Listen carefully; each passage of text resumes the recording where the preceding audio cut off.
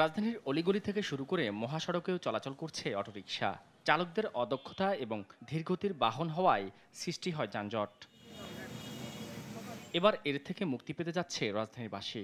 August মাস থেকে চালু হতে যাচ্ছে ই রিকশা, যেখানে রিকশা চালকের থাকবে লাইসেন্স ও প্রশিক্ষণপ্রাপ্ত। কিউআর স্ক্যানার থাকবে রিকশায়, যেখানে যুক্ত থাকবে চালকের সব তথ্য।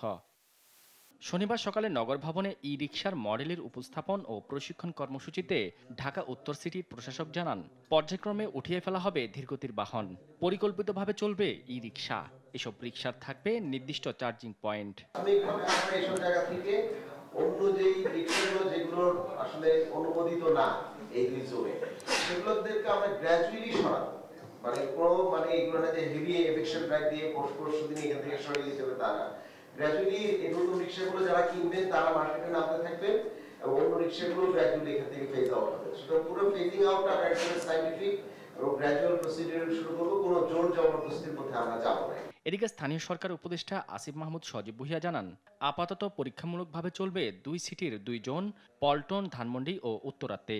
অঞ্চল ১ ২ সিটিরই ঢাকা দক্ষিণ সিটি কর্পোরেশনের অধীনে পল্টন এবং ধানমন্ডি অঞ্চল এবং উত্তর সিটি কর্পোরেশনের অধীনে উত্তরা, এই দুইটা অঞ্চলকে দিয়ে আমরা আমাদের কাজটা শুরু করব।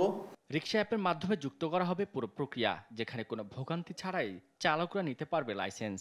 একই সাথে যত্রতত্র নয়, নির্দিষ্ট সংখ্যক ই রিকশা জোন ভিত্তিক চলাচল করবে বলেও জানান উপদেষ্টা আসিফ মাহমুদ।